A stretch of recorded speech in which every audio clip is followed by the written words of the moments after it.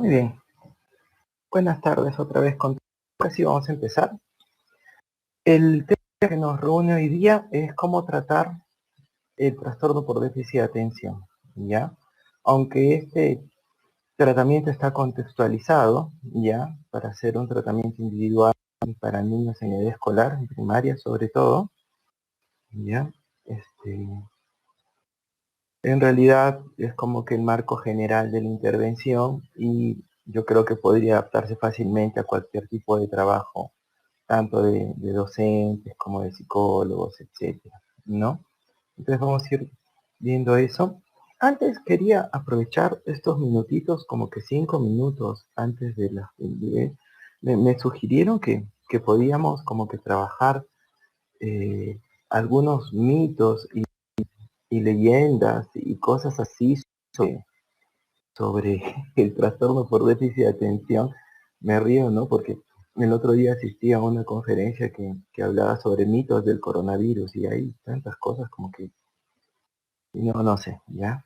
Y mitos sobre esto y mitos sobre aquello. Entonces, yo no creo que sean en realidad mitos. Los mitos son cosas más bien como que positivas, que le dan orden al mundo, ¿ya?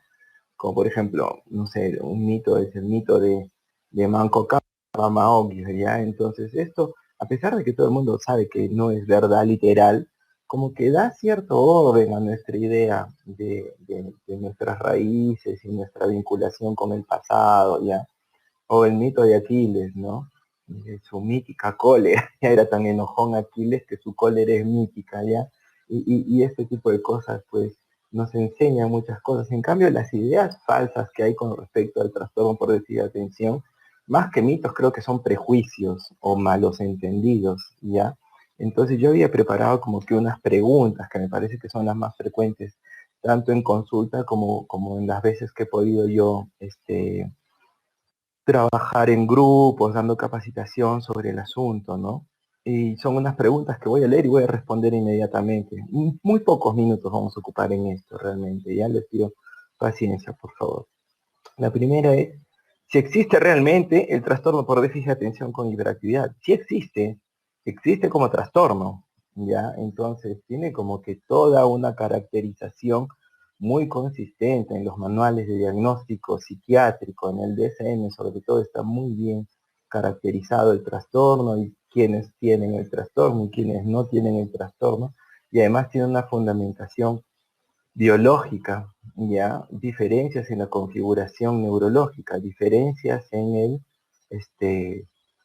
en el funcionamiento y en la estructura del cerebro, a nivel sobre todo de neurotransmisores. A mí me parece que cada vez vamos a ir avanzando más hacia la idea de que es una disfunción dopaminérgica, ya es una falla en la distribución, traslado y sobre todo en la recaptación de dopamina. Y así como la depresión es una enfermedad que está relacionada con la mala captación y recaptación de serotonina, ¿ya? El trastorno por déficit de atención tiene que ver sobre todo, aunque hay muchas otras cosas, tiene que ver sobre todo con esta disfunción a nivel de la dopamina, ¿no? Entonces, existe el trastorno por déficit de atención y aunque en algunos congresos, el año pasado en España se tuvo que suspender un congreso de psicología infantil porque la gente se agarra a puñetes, se apasiona mucho con este asunto, ¿ya? Pero sí existe, sí existe. ¿Ya? ¿Qué pruebas médicas pueden determinar si un niño tiene TDAH? Ninguna prueba médica sola, ya es un diagnóstico clínico que multidisciplinario, ya, en el que intervienen muchos profesionales y se analizan los indicadores del comportamiento en al menos dos ámbitos de la vida del niño, ya. No solamente que con un examen, con una prueba de sangre, con un EEG, con electroencefalograma se puede, no se puede diagnosticar. No tenemos todavía el indicador exacto, ¿ya? Ayuda mucho y el más preciso, ¿ya? Sobre todo para evitar falsos positivos, es decir, decir lo que un niño tiene sin que lo tenga, ayuda mucho el tema del examen genético, ¿ya? Porque como ya tenemos claramente definido cuáles son los marcadores, no sirve como un instrumento de diagnóstico inequívoco, ¿ah? No es que le hacen el examen genético al niño y ¡paf! Ya este tiene y este no tiene, pero ayuda mucho, ¿ya? Aquí en Arequipa hay un biólogo, Mauricio Ugarte Lewis se llama, que hace ese tipo de exámenes, ¿no? Y algunos psiquiatras lo piden, el examen genético. Yo supongo que con el tiempo, si hay algún examen médico que va a ir tomando fuerza, ese es el examen genético. Si el diagnóstico es comportamental, ¿no? Y me preguntan, bueno, entonces si no es un examen médico, entonces es del comportamiento.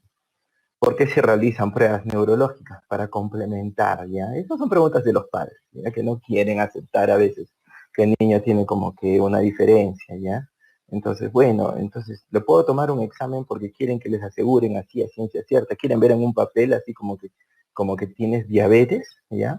¿Cuál es el puntaje? Quieren que le expliques ahí, ¿ya? Entonces, las pruebas médicas neurológicas son complementarias y accesorias al diagnóstico comportamental.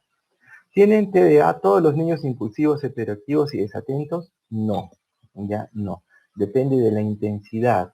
Hay niños que son muy desatentos y bastante impulsivos, aunque no tan hiperactivos y que no encajan en el diagnóstico, porque sobre todo esto no interfiere en su vida, ¿ya? No tienen malas relaciones con los demás, no tienen problemas de comportamiento ni llamadas de atención, porque en clase les cuesta mucho, se distraen, conversan, pero sacan buenas notas, aprenden, sino que en el patio parece que fuesen un trompo, ¿ya? Entonces el niño no tiene trastorno por déficit de atención.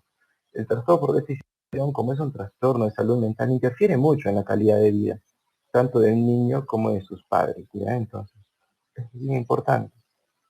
¿Es lo mismo un trastorno por déficit de atención que un trastorno de conducta? No, ¿ya?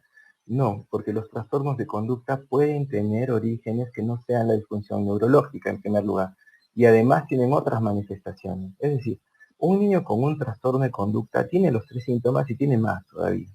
Ese no es que tenga trastorno por déficit de atención, sino que, digamos, puede tener trastorno por estrés postraumático y por eso un trastorno de la conducta y tener muchos más síntomas, ¿no? Como por ejemplo mucha ansiedad, ¿ya? Además de la impulsividad, atención, hiperactividad, comportamientos recurrentemente antisociales, ¿ya? Y otro tipo de cosas más complicadas. ¿Son todos los niños con TDAH iguales? No, ¿ya? Y esto muchas veces confunde mucho a los padres, porque están esperando que sea una cosa como la hepatitis, y que si es hepatitis, te pones amarillo, se te inflama el hígado, te sube la bilirrubina y tienes que reposar comiendo caramelos un mes, caramelos de limón. Entonces, ven a un niño con trastorno por déficit de atención que es completamente distinto a otro niño con trastorno por déficit de atención y empiezan a desconfiar. La configuración del trastorno tiene como que estas características. Hay niños que son más desatentos, que son más impulsivos, hiperactivos. Hay el trastorno mixto, hay distintos niveles de gravedad según la interferencia. Entonces, es prácticamente como que cada niño tiene su propio trastorno por déficit de atención, pero el trastorno existe, ¿ya? No los confundiremos con niños malcriados. A veces es bien difícil, ¿ya? Porque los niños con trastorno por déficit de atención no es que vengan de un entorno familiar súper estructurado y súper consistente, hay problemas con eso, ¿ya? Pero es bien importante hacer un diagnóstico diferencial bien concreto y bien preciso, ¿ya? Sobre todo alrededor del control que puede llegar a tener el niño en distintos ambientes, ¿ya? Eso se usa mucho, sin algo así con el profesor, el niño no presenta los síntomas, entonces no los tiene, es nomás crianza, ¿ya? Y no se tratará de simple inmadurez, no, ya, no es, porque muchas veces los padres vienen y dicen, es que se porta así porque todavía es muy chiquito, pero si no lo tratas, el trastorno por resistencia se va agravando, ¿ya? Entonces, creo que este es un buen preámbulo y alguna explicación previa a lo que vamos a hacer hoy día, que es ya la intervención, ¿ya? Entonces, para no detenernos más en este asunto, vamos a hacer igual que la vez pasada. Yo en sección por sección voy a ir parando para las preguntas, pero me gustaría empezar ya de una vez con la exposición de este cuadro, ya de cuál es el tratamiento cognitivo-conductual integral, porque no trabaja solamente sobre el asunto de la atención y concentración, sino que trata de abarcar todo lo necesario, ¿ya? Y este es el cuadro que vamos a ver. Yo voy a tratar de ser bien consistente en la explicación de qué consiste cada una de estas cosas, ¿ya? En primer lugar, un buen programa de intervención para el trastorno por déficit de atención trabaja con la familia, ¿ya? Es como que muy importante entender que es necesario siempre estar acompañando a la familia, y vamos a ver cuáles son los puntos más esenciales de trabajo con la familia, ¿ya? Por otro lado, también se tiene que trabajar definitivamente el núcleo de los programas cognitivo-conductuales, es el problema de la concentración. Recuerdan que como la atención y el diagnóstico iba cambiando un poco de la atención. Primero, el foco estaba en un síntoma más llamativo, que era la hiperactividad. Luego un tiempo se llamaba el trastorno, hiperactividad o hiperquinesis, como ahora ya se ha logrado un consenso alrededor de que el trastorno del déficit de atención, la incapacidad, facultad para entonces es el núcleo del trastorno cognitivo. Y vamos a analizar que es más compleja de las escuelas cognitivas actuales. Sobre todo hay consciente diferencia con el entrenamiento cognitivo en general, con tratar de entrenar habilidades cognitivas, este asunto y qué es lo que dice Ojales que hay que hacer. Después se trabaja mucho ya y de manera muy específica dentro de lo cognitivo-conductual la emoción, ¿no? Ya que no tienen un proceso específico, ya. El déficit de atención sí es un síntoma, la emoción es un síntoma secundario, ya. Estos niños empiezan a desarrollar como consecuencia el trastorno de atención algunos problemas emocionales, por la incomprensión de los profesores, por el rechazo de los niños ante la impulsar, ¿ya? Entonces eso es lo que me gustaría también como que enmarcar. La conducta viene alrededor del control de la impulsividad y no tanto de la hiperactividad, ¿ya? Si un niño es demasiado hiperactivo, en realidad nosotros consideramos que el tratamiento psicológico está enfocado más en otras áreas y el tema de la hiperactividad debería controlarse con los medicamentos. Entonces este asunto de conducta vemos que es más una intervención sobre las conductas impulsivas, que de todas formas son las que más consecuencias tienen, ¿no? Y por último, todo esto lo enmarcamos dentro de entrenamiento en meditación, que es lo que hace que todo se integre en el niño, ¿no? Hemos visto que tienen muchos mejores efectos los programas que vienen acompañados de un buen programa de mindfulness que los que solo trabajan atención o solo trabajan conducta, ¿ya? Muy bien, entonces estas son las 5 cosas que vamos a ver hoy día.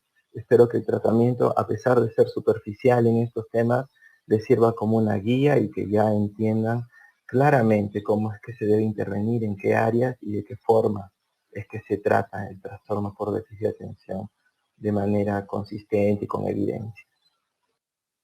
Muy bien, entonces creo que empezamos con esto de la intervención familiar, ¿ya? Y lo que trabajamos aquí básicamente es educación del carácter, formación de hábitos, ¿ya? Entonces, un niño con trastorno por déficit de atención necesita que a la familia se le ayude a estructurar, ¿ya? Como que a dar forma al ambiente en el que se va a desarrollar. Y, pues me parece que es la mejor manera de entender esto, como que empezar a ordenar la casa, ¿ya? Con ayuda de psicólogos y terapeutas. Siempre me preguntan qué es asistente terapéutico. Terapéutico es una persona que ayuda a la terapia.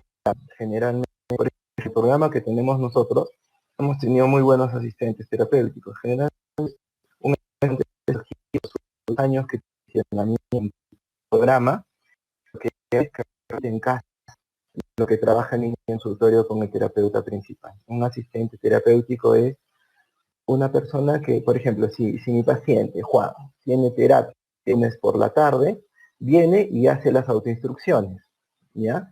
Trabaja bien las autoinstrucciones y se va a su casa, pero como es hiperactivo, necesita mucho refuerzo, ¿ya? Entonces, digamos que el jueves y el sábado, el asistente terapéutico va a casa, ¿no? Y le revisa si todo está funcionando, ¿ya? Entonces, hace con el niño las autoinstrucciones, pero ya al momento en el que tiene que hacer tareas, por ejemplo, ¿no?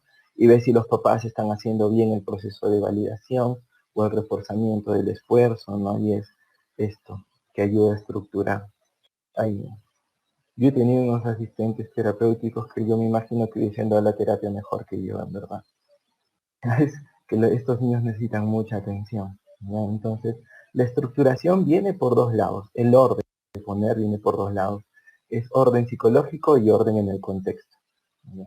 La estructuración psicológica, a los padres hay que enseñarles procedimientos de formación de hábitos, ¿ya? Es muy importante para un niño con trastorno por déficit de atención tener buenos hábitos, tener buenas costumbres, porque así, o sea, una vez que yo logro formar en un niño con o sin déficit de atención una costumbre, ya me puedo olvidar de ese asunto, ¿ya? Y mientras más estructurado tenga su vida, mientras más estructurado tenga su vida un niño, más fácil le va a ser concentrar sus recursos en las cosas que son más demandantes, como ir al colegio, por ejemplo. Entonces, si yo logro formar en un niño una buena rutina para la mañana, no tengo que estar peleando con él, ¿no? Para que se ponga el uniforme, para que tome el desayuno, ¿ya? Entonces, esto no se hace a punta de castigos, hay todo, como que todo un proceso, pero el principal es la relación de conducta por conducta. ¿A qué me refiero? Que si yo quiero que mi hijo, o que mi niño, o que mi paciente desarrolle una buena rutina por la mañana, divido la rutina en todas las conductas y practico una por una, me concentro en cada una por un tiempo hasta que se vuelva. La rutina de la mañana consiste en ponerse de pie, pero además hay otras conductas, ¿no? Como asearse, eh, ponerse el uniforme, tender la cama, tomar desayuno, cepillarse los dientes, salir. ¿Ya? Entonces, yo no puedo formar toda esta rutina de un pez. Yo tengo que escoger una conducta. Ya no tiene que ser en orden, pero tengo que escoger una conducta y concentrar toda mi energía y mi fuerza en que esa conducta salga bien. Como por ejemplo, tender la cama. ¿Ya? Entonces, ya con mucha validación y mucho reforzamiento, muchos premios, ¿ya? Premios sociales, ¿no? No le va a estar dando un billete de 10 soles cada que tiene su cama, pero digo muy bien hijo, muy bien hija, y lo repite el tema de la cama 15 días seguidos. Entonces en 15 días ya está como que bien estructurado el hábito. Entonces ahí paso a formar el hábito de lavarse los dientes, ¿ya? Cepillarse. Entonces así se van formando los hábitos uno por uno. ¿Cuáles son los hábitos que tienen que... y lo que pasa es que tengo una alumna que siempre me anda diciendo que yo enseño que es importante comer y dormir, y no como ni duermo bien porque yo soy medio desordenado. ¿Ya? Por eso me reí. Pero el tema es que los hábitos fundamentales son los hábitos alrededor de la alimentación, los hábitos alrededor del sueño y los hábitos alrededor de las responsabilidades domésticas que debe tener un niño de primer grado, como tender su cama y lavar su plato. Como les digo, estos hábitos tengo que ir ayudando a los padres a estructurar poco a poco estos hábitos, uno por uno y de manera ordenada. ¿Y en qué se basa la formación de hábitos? En la repetición ordenada y sistemática y reforzada, ¿no? Y el refuerzo tiene que ser intermitente para que la conducta no se extinga, ¿no? Y todo lo demás. Entonces, los niños con trastorno por déficit de atención tienen que tener buenos hábitos para comer, para dormir y para ocuparse de sus cosas, como que de su uniforme, de su plato y de su taza y su cama. ¿Cómo se consigue esto? Ayudándoles a los padres a estructurar estos hábitos. Después, el otro asunto de la estructuración psicológica es el tema del reforzamiento. ¿Qué pasa? Los niños con trastorno por déficit de atención suelen tener problemas de motivación. ¿Por qué? Porque no tienen suficientes reforzadores. Y si nos ponemos a pensar, ¿quiénes son los que reciben reforzamiento? Los niños que rinden adecuadamente según las expectativas de los adultos, porque somos una cultura obsesionada con el logro, no con el logro, sino con el logro, lo que logra un niño. Tanto así que hay como que toda una estructuración alrededor de los premios que se dan, ¿no? Y hay un día de logro, ya, y todo lo demás. Y eso a mí me parece contraproducente para los niños que tienen problemas para conseguir cosas, como los niños con trastorno por déficit de atención. ¿Ya? Entonces no tienen muchos logros según las expectativas de los adultos. Entonces hay que cambiar el énfasis del reforzador, ¿ya? Y no premiar de manera social, es decir, no dar refuerzo solamente al logro, sino al esfuerzo. Todo esto se llama mentalidad de crecimiento. Es la teoría de la motivación de Carol Dweck, ¿ya? ¿Y qué es lo que dice Carol Dweck? Y Carol Dweck tiene este experimento genial en el que a dos grupos de niños, esto es psicológico, ¿no? A dos grupos de niños les pone un rompecabezas muy fácil. Y al primer grupo le dice, te felicito porque lo hiciste muy bien. Y hasta ahí nadie vio ningún problema, ¿ya? Pero después cuando les dice a estos niños, ya, ¿cuál rompecabezas quieren? La mayoría fueron por un rompecabezas más fácil que el que ya habían resuelto. ¿Por qué? Porque ellos obtienen el refuerzo cuando lo hacen bien, entonces se aseguran de hacerlo bien. Y es por eso que vivimos en una cultura escolar de tanto copiarse las tareas, tanto plagiar en los exámenes, ¿ya? Porque lo importante es el logro, no cómo lo consigues. Por otro lado, al otro grupo, Carol Dweck, lo que les dice es que una vez que resuelven el rompecabezas, les dice, te felicito porque te esforzaste mucho. Y estos niños funcionan completamente distintos. Van después por el rompecabezas que más les gusta. Acuérdense por qué, porque le perdieron el miedo al fracaso. Porque para estos niños lo importante es el esfuerzo, no el logro. ¿Ya? Entonces, a un niño con trastorno por déficit de atención que no va a conseguir muchos logros, evidentemente, en un sistema escolar como el que vivimos nosotros, hay que entrenar a los padres para que le refuercen el esfuerzo, para que le digan, te felicito porque te esforzaste mucho. Entonces, de esa manera no pierden la motivación. Son los dos elementos de estructuración psicológica, los hábitos y reforzar el esfuerzo. Esto se enseña a los padres. Y por otro lado, se ayuda a los padres porque los niños suelen ser pequeños y además no tienen mucho control sobre las cosas de su vida, ¿no? No escogen qué van a comer al día siguiente, por ejemplo, ¿no? O no pueden escoger mudarse de casa, ¿ya? Entonces el contexto físico depende mucho de los padres. Entonces a los padres hay que enseñarles a estructurar el espacio y estructurar el tiempo. Con respecto a estructurar el espacio, estos niños hemos visto la semana pasada que tienen muchas dificultades para concentrarse porque les cuesta resistir los distractores. Entonces cualquier estímulo les distrae. Por lo tanto, lógicamente en el espacio en el que trabajan o en el espacio en el que tienen que hacer tareas o en el espacio en el que tienen que hacer algo que les requiere esfuerzo psicológico, no debe haber muchos distractores. ¿Ya? Entonces yo a veces entro a las aulas de preescolar y están tan sobrecargadas, hay como que los números al 100 y cada uno con sus ojos y sus manos y su boca y todos los números, y si te acercas, cantan los números ya, y hay como que no hay un espacio que no esté peinado y disfrazado en un aula preescolar. Un niño con trastorno por déficit de atención en esa aula no hace otra cosa que fascinarse con las paredes. Y lo que estén trabajando no va a poder, porque ya se puso. Si ese número 4 tiene ojos, ¿qué estará pensando? ¿No? Porque así son animistas en esta etapa los niños, entonces. ¿Y cuál de estos números será su mejor amigo, no? Y, Juan, ¿por qué te distraes? ¿Cómo que por qué se distrae? Porque le lleno la vida de estímulos, ¿ya? Entonces hay que estructurar el espacio. Yo he compartido con ustedes una cosa que es muy provechosa y yo la comparto siempre y muchos de mis pacientes lo acogen hasta cierto punto, al menos en algunos lugares de su casa, que es el minimalismo, que es el tener pocas cosas. ¿Ya? Yo lo recomiendo siempre a mis pacientes con problemas de concentración y a mis pacientes con ansiedad. Yo que tengo las dos cosas, déficit de concentración y ansiedad, me ha servido mucho, ¿no?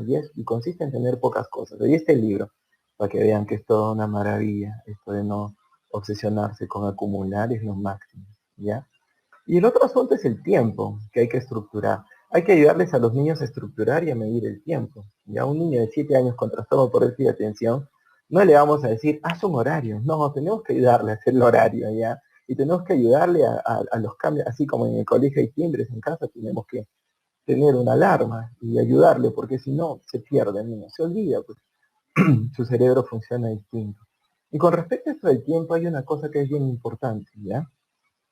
Y que es importante con todos los niños, y es un poco más importante para los niños con trastorno por déficit de atención. Y es el tema de la sobreestimulación. ¿Qué es la sobreestimulación? Cuando una persona está expuesto a una intensidad de estímulo muy alta, se sensibiliza, es decir, se acostumbra a esa intensidad del estímulo. O sea, el umbral sube, ¿no? Los que son psicólogos entienden esto. El umbral es la cantidad de estímulo que necesito para sentir algo, ¿ya? Como por ejemplo hay un umbral de la sal. Y yo necesito cierta cantidad de sal para poder sentir el sabor salado. Menos de ese umbral no lo siento, ¿ya? El umbral de las personas, hay un umbral para el picante, ¿no? Para el sabor picante. Hay un umbral para los sonidos, ¿no? Hay un umbral para la luz. Hay ciertas luces que existen y no vemos, ¿no? ¿Cómo se llaman? Sí, ¿cómo se llaman? Las violeta, más arriba del violeta, y las infrarrojas, más abajo del rojo. Las microondas, por ejemplo, no las vemos, ¿ya? Existen, están microondas porque están muy por debajo de nuestro umbral, son infrarrojas, ¿ya? Entonces así, ¿qué pasa? Cuando nos sometemos demasiado a cierto estímulo, nos desensibilizamos y nuestro umbral va subiendo, como por ejemplo, yo tengo un abuelo que ese no podría ser más arequipeño, ¿ya? O sea, la imagen que tengo de mi abuelo es con su sombrero de characato montado sobre un toro de pelea y cantando con un vaso de chicha en la mano, ¿ya? Una cosa así. Entonces ya se imaginan cómo come, ¿ya? Que agarra y le aumenta, le sube el volumen al picante de la circa de rocoto que se pone en la sopa, porque si no, no siente el picante. ¿Por qué? Porque ha comido tanto picante toda su vida que ahora ya no lo siente, ¿ya? Un amigo que se llama Marco, con el que iba cuando la vida era distinta, iba a la pollería a comer pollo a la brasa, porque por mi barrio hay un pollo a la brasa, nos juntamos ahí, y ya lo conocen al Marco. Entonces apenas nos sentamos en una mesa, le traen el salero, y mientras está conversando conmigo, ¿qué, Juanjo, cómo estás? ¿Qué tal el COVID? Le empieza a echar sal, ¿no? Le empieza a echar así la sal a su pollo a la brasa, ¿ya? Y no le echa un poquito de sal así, que me habla, le echa, porque si no, no le siente el salado. ¿Por qué? Porque en su casa comen muy salado, está desensibilizado, ¿ya? Entonces, está sobreestimulado en su casa, le ponen un poquito de comida a la sal, ¿ya? Entonces, comen tan salado que él no lo siente, ¿ya? ¿Qué pasa con un niño con o sin trastorno por déficit de atención? Que llega del colegio todo y de 5 a 8 y media se la pasa frente a una pantalla de televisor de no sé cuánto, 46 pulgadas, 55 pulgadas, enorme, más grande que mi pizarra, ¿ya? Que tiene como que high definition y alta definición y surround sound y 3D porque se ponen los lentes de 3D, ¿no? Y como que la realidad virtual y se la pasa toda la tarde zombies, ¿ya? Con el HD y el surround sound. ¿Qué pasa? Después se va a tener que conectar al Zoom y ahí, por ejemplo, estas diapositivas misiasas, que son las que hago yo, no tienen ni 3D, ni alta definición, ni mi voz tiene surround sound, entonces le va a costar mucho prestar atención, porque está sobreestimulado.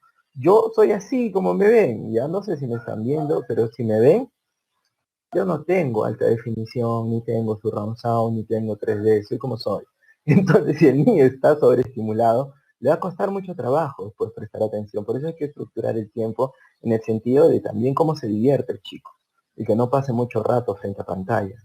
Yo siempre pregunto esta pregunta con truco en las charlas para padres de familia. ¿Cuánto tiempo de televisión necesita o mejor dicho, ya en estos tiempos de Netflix? ¿Cuánto tiempo de pantalla necesita un niño? Y todos caen.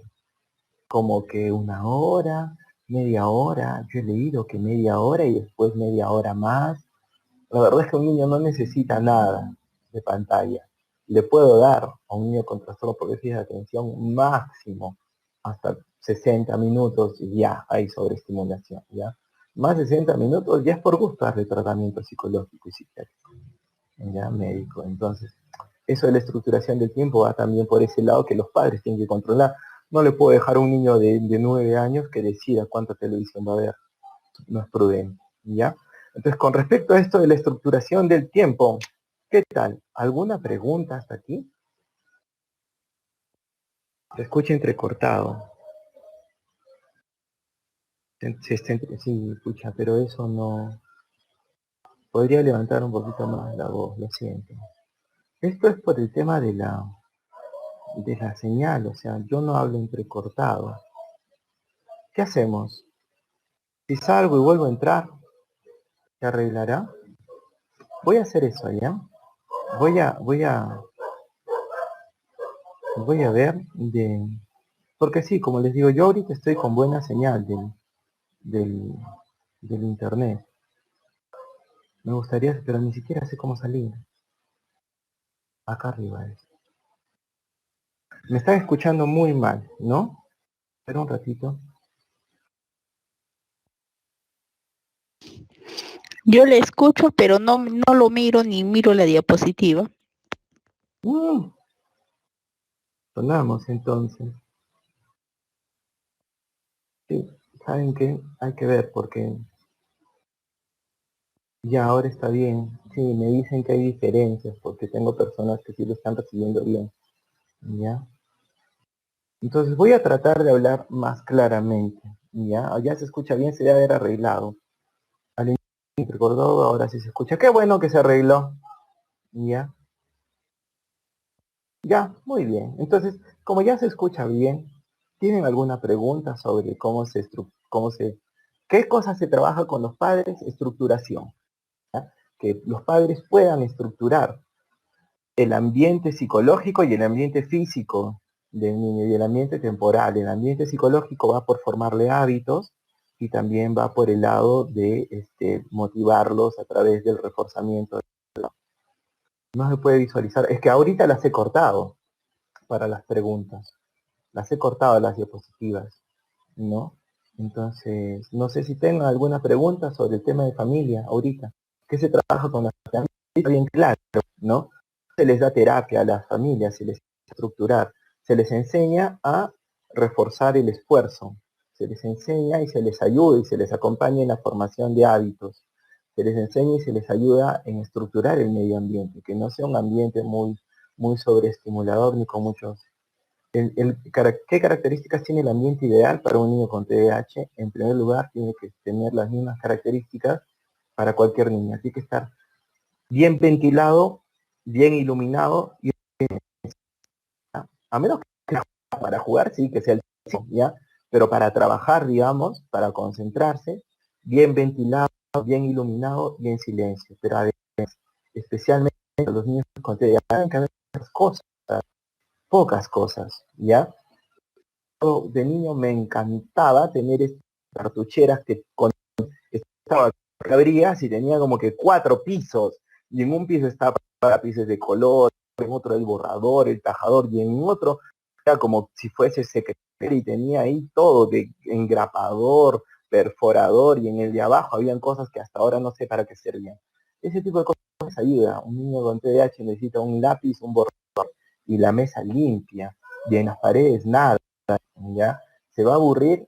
No se va a aburrir porque su mente igual vuela, ¿se dan cuenta? Entonces, mientras menos cosas haya en el ambiente, mejor para los niños con TDAH.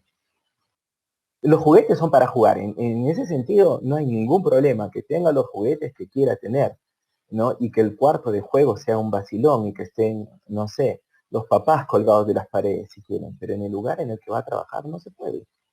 La familia no quiere colaborar, nos fregamos si no quiere colaborar. ¿Qué vamos a hacer? ¿Saben qué hago yo? Me concentro en las familias que sí quieren. Y listo. No me hago más problemas.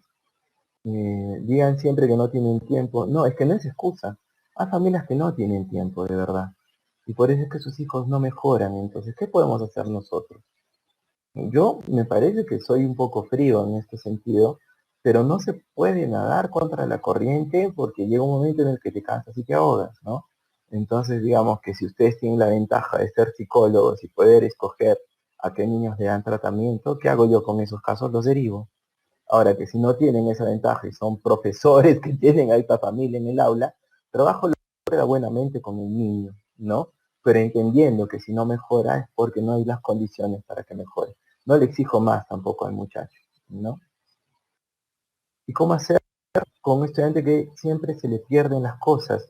Se le amarran. En primer lugar, que tenga pocas cosas. Y hay estrategias como incluso antes de salir al recreo, que le dé lápiz a la maestra, ¿no? Muchas veces piden prestado, sí, porque se les pierde y no tienen, ¿no? Entonces hay profesoras que tienen ahí de repuesto para Juliancito que siempre se le pierde, ¿no? Y así. En casos de violencia en la familia con un niño TDAH, toda la violencia es denunciable a la policía, por favor, ¿ya?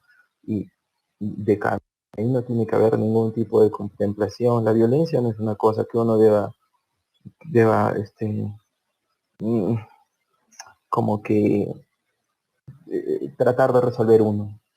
Ya, lamento, pero es que así es. Si uno ve que un niño es víctima de violencia, tiene que recurrir a la autoridad competente. Si estoy en un colegio, tengo que recurrir al director del colegio. Si lo veo en el consultorio, tengo que ir a la policía, ¿ya? Y el policía me va a indicar cuál es el camino que tengo yo que tomar para intervenir. La violencia es inaceptable, no es un problema. ni psicológico ni pedagógico, por lo tanto no hay estrategias psicológicas o pedagógicas para enfrentar en este contexto a la policía de frente. Y listo. Muy bien. Vamos a contestar una pregunta más y continuamos. Es peor cuando un niño tiene madre abogada porque siempre buscan coaccionar al docente para... Ah, sí. Aunque yo conozco abogadas que son muy buenas. Yo conozco mamás que no son abogadas y alteran la vida a cualquier imposible. Es como que un prejuicio en los abogados. Eso, pero sí, hay problemas por ese lado. Tipo, una vez cuando era un colegio, nos animamos al toque, ¿no? Pero hay problema y no lo afrontan. La evitación es la madre de todos los vicios, en verdad. Muy bien, entonces, básicamente es eso, ¿no? ¿Cómo sería el horario para un niño con TDAH? Depende del niño, depende de la edad, depende del tipo de TDAH, depende de qué medicamentos está tomando, depende de si trabaja mejor por la mañana que por la noche. Hay niños que trabajan mejor por la noche, que hay más silencio, ¿no? Entonces, hay que entender, hay que medir en consultorio o en trabajo pedagógico de evaluación cuánto tiempo puede prestar atención el niño específicamente. ¿Ya? Y si son 15 minutos, estructurar el horario alrededor de bloques de 15 minutos. Si puede 20 minutos, 20 minutos. Si trabaja mejor después de almorzar, lo estructuramos así a la hora de si trabaja después de almorzar, necesita una siesta. Si los padres no están de acuerdo con la captación y solo tiene trabajo el psicólogo, depende del psicólogo si quiere tomar o no el caso, ¿no? Y si piensa que le puede ayudar, normal, ¿no? Pero si no, por ejemplo, yo he hecho esto en muchos casos, ¿no? Que yo sé que hay cierto tipo de tratamiento y algunos centros que reciben niños que no toman, es más, promueven que los niños no tomen medicación y los derivo, ¿no? Los derivo para que no haya ningún tipo de confusión con respecto a, porque después vienen y te reclaman a ti, que no hay, como que no, o sea, yo solo trato a los niños que tienen condiciones en los que yo puedo obtener resultados, ¿no? Y hay niños que no necesitan medicación para poder darles las autoinstrucciones, pero si yo evalúo que el niño necesita y los padres no quieren darle, yo lamentablemente no puedo tomar ese caso. Y así, ¿no? Muy bien, entonces me gustaría ver avanzar con el siguiente tema que es el sentido del también cognitivo conductual para la cognición. Error. Inténtelo de nuevo. Por alguna razón no puedo compartir mi pantalla. Stop sharing. Sí, lo voy a hacer nuevamente. Y compartir. Y las diapositivas. Espero que ahora sí se puedan ver. ¿Se pueden ver? ¿Alguien puede prender su micrófono y decirme si se ven estas diapositivas anaranjadas? Sí, introducción a la intervención cognitiva. Sí se ve. Muchas gracias, muchas gracias. Entonces, ¿cómo es el tratamiento cognitivo de conciencia para el trastorno por déficit de atención? Ya, no tanto un entrenamiento funcional, sino es más bien un entrenamiento en la concretamente, ya, se trabaja paralelamente con funciones ejecutivas, el foco de la atención no está en funciones ejecutivas todavía. ¿Por qué? Porque tenemos herramientas, ¿ya? No hemos encontrado todavía el ejercicio de concentración, el ejercicio de la planificación. Hay como que muchos intentos, muy buenos programas, ¿ya? Pero es mejor con niños normales que con los que tienen déficit de atención. Entonces se considera, aunque ese camino que está tomando, es el rumbo que está tomando, ahorita ¿qué hacemos? Usamos lo que funciona. Y lo que funciona es el entrenamiento, la formación de un algo con un algo. ¿Qué consiste? En que enseñar al niño, acá la foto del hiperactivo, ¿no? De esquina. ¿Y qué le tengo que enseñar? Porque así, ¿no? Parece Shiva, con 6 brazos y un brazo una espada. Le digo, y siéntate como que voy a ir enseñando semana a semana a tener una rutina antes de empezar a hacer cualquier cosa. La misma rutina antes de empezar, misma rutina antes de empezar la tarea en casa, la misma rutina a empezar clases en el colegio. Ya la misma rutina que varía entre 5 espacios, ¿ya? La ficha que trabaja. No se escucha nada, se escucha entrecortado. No se entiende nada desde que has empezado esta última diapositiva. No hemos entendido nada. Y me tiene que hablar tan feo. No, no te estoy hablando feo, simplemente para que sepas, porque de repente estás hablando, no entendemos, ¿verdad? Ya, entonces, seguro hay interferencia cuando comparto las diapositivas. Ahora me escuchan bien. ¿Sí me escuchan bien? Sí, noto aquí que se está cortando. Sí, se te escucha ahora bien. Ya, cuando pongo las diapositivas es que se me escucha mal. A ver, lo voy a volver a hacer, ¿ya?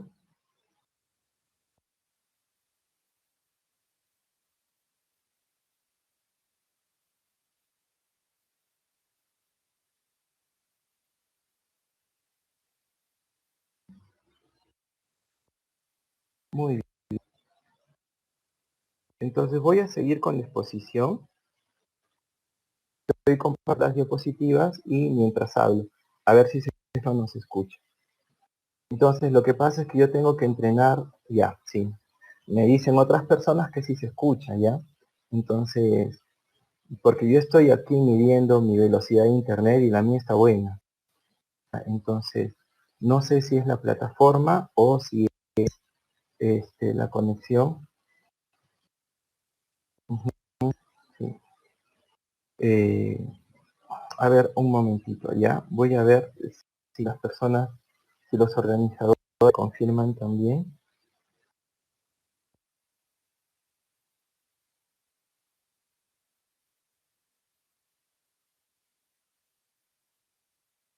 Ya, entonces están entrando para verificar que no sea un problema en la plataforma y avisarme si es un problema mío. Pero mientras tanto voy a continuar porque me parece que hay personas que sí me escuchan. ¿Ya? Aunque a ver, voy a salir un momentito. Salga y vuelva a entrar. Por momentos se entrecorta. La vez pasada la otra ponente le sucedió lo mismo, pero apagó su cámara y solo compartió las diapositivas. Ah, ya, voy a hacer eso. Voy a apagar la cámara y voy a compartir solo las diapositivas mientras explico. Muy bien.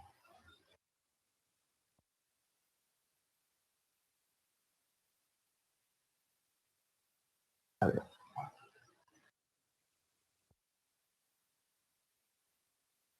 El asunto es el siguiente. El entrenamiento en autoinstrucciones es como que el tratamiento estándar. Se le enseña al paciente a repetir, como les digo, la misma rutina siempre antes de empezar cualquier tarea que requiera concentración.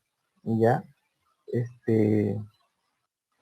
No es importante el trabajo, ya porque en consultorio, por ejemplo, usamos muchos tipos de ejercicios, ya, desde ejercicios de discriminación visual a problemas matemáticos complejos con pacientes más grandes, incluso con adultos utilizamos problemas de su propio trabajo, ya, para poder entrenar en autoinstrucciones. Es decir, cuando se hace el tratamiento, el trabajo con el paciente, no nos enfocamos tanto en buscar un buen ejercicio, sino más bien nos concentramos en que repite y repite y repita siempre las autoinstrucciones.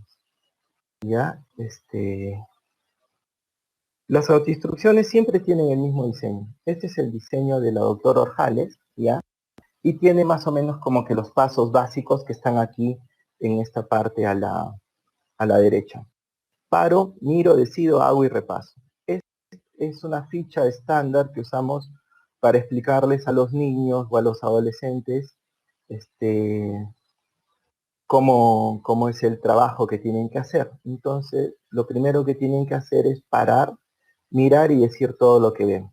Después, entender bien las instrucciones del trabajo, qué es lo que tengo que hacer. En tercer lugar, hacer un plan, cómo lo voy a hacer. Luego, tienen que hacer este esfuerzo por concentrarse.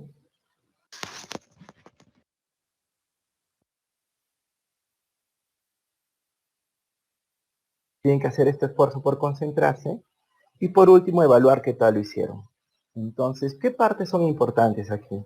La primera, que es la que permite a la persona, de atención, como que enfocar en primer lugar su concentración. Con esto de, primero, miro y digo todo lo que veo, le ayudamos a los niños con trastorno por déficit de atención a concentrarse en la tarea, a dirigir su atención a la tarea. Después, hay que ayudarles a distinguir entre entender las instrucciones y hacer un plan, ¿ya? Muchas personas que todavía no tienen muy buen entrenamiento en autoinstrucciones confunden y entender las instrucciones no es lo mismo que pensar cómo voy a resolver la tarea. Ahorita con el ejemplo lo vamos a ver más claramente, ¿ya? Además, ya, tiene que haber como que este momento en el que una vez que ya tengo un plan, cómo voy a trabajar, me concentro para poder hacer la tarea. Y después la hago. Y después que la hago, evalúo si me ha salido bien o me ha salido mal. Entonces, aquí hay un ejemplo de la ficha que usamos con niños, que es la ficha de la aventura pirata, ¿ya? Y, a ver, un segundito, justo me están hablando para ver si se me ve y se me escucha bien.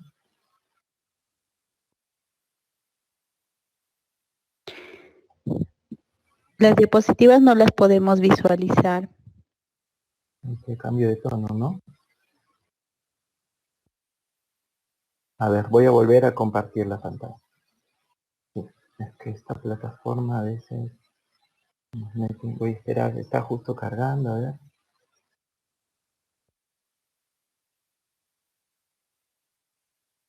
¿Ahí se ve?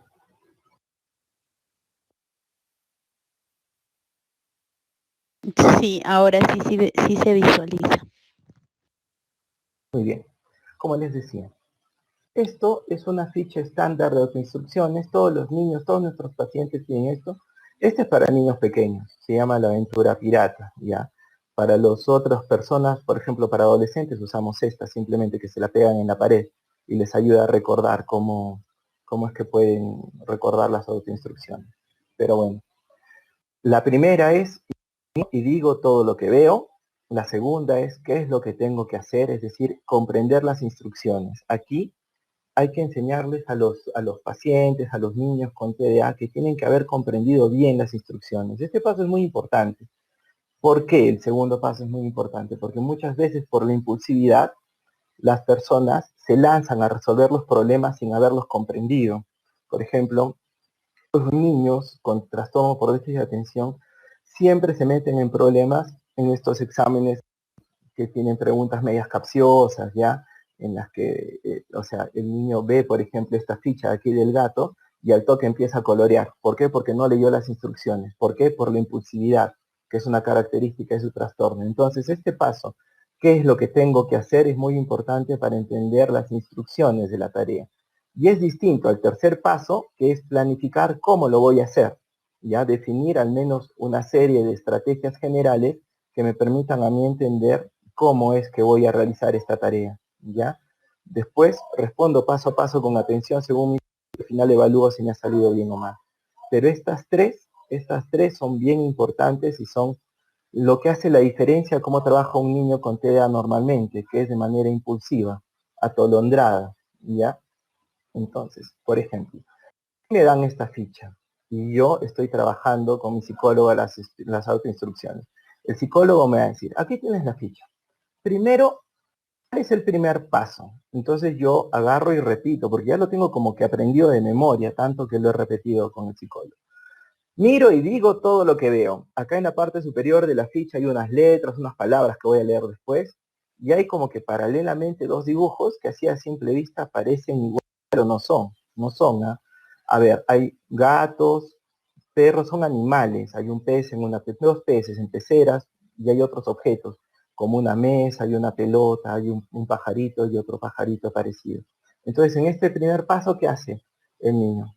Miro y digo todo lo que veo. Y tiene que decirlo en voz alta porque de esta manera enfoca la concentración, que es el primer paso, ¿ya? Es lo que los chicos no hacen, no prestan atención. Entonces, se fuerza a la mente a prestar atención. El segundo paso es, ¿qué es lo que tengo que hacer? ¿Qué es lo que tengo que hacer? Entonces ahí se le pide a la persona que repita las instrucciones que lea oralmente, o en este caso hay que leerlas. Ya, entonces, ¿cuál es el segundo paso? El juego de las diferencias. Descubre y marca con una cruz. Hay que descubrir y además marcar con una cruz cada diferencia que encuentres entre estos dos dibujos. Colorea un círculo con la diferencia encontrada. ¿Cuál círculo? Acá abajo, fíjate que no había visto estos círculos, pero en verdad hay círculos abajo y tengo que colorear uno por cada diferencia. ¿Qué es lo que tengo que hacer? Encontrar diferencias entre los dibujos, marcar las diferencias y después colorear acá. Y ahí el niño va a querer empezar. Y uno le tiene que decir, alto, alto, no empieces todavía. Primero dime cómo vas a resolver el problema. ¿Cómo que cómo voy a resolver el problema? Los niños repiten instrucción, no. Eso es qué tienes que hacer. Te estoy preguntando cómo lo vas a hacer.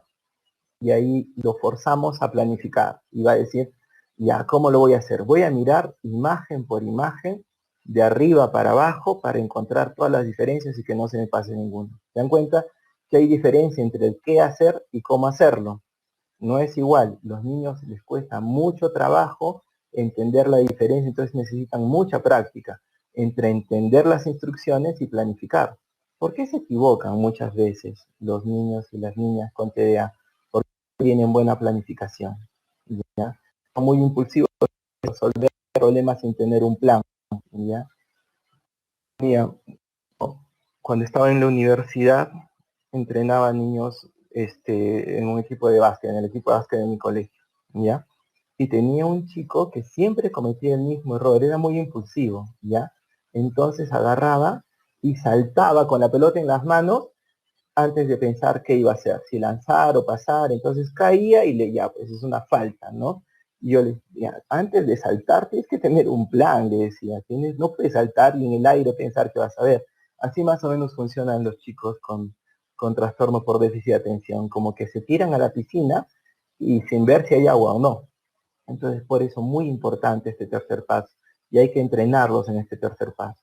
Que entiendan las instrucciones pero que además hagan un plan de cómo resolver el problema.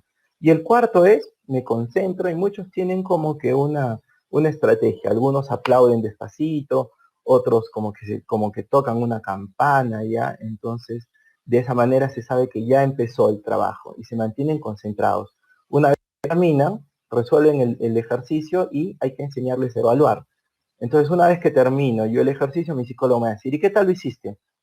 Bien, bien, encontré la mayoría, pero te olvidaste de pintar los círculos abajo. Y yo, sí, encontré las diferencias, pero no pinté los círculos, ¿no? Entonces, de esa manera, estoy recibiendo retroalimentación, pero siempre alrededor de esa autoinstrucción. ¿Cuál es la idea importante con respecto a este asunto del tratamiento?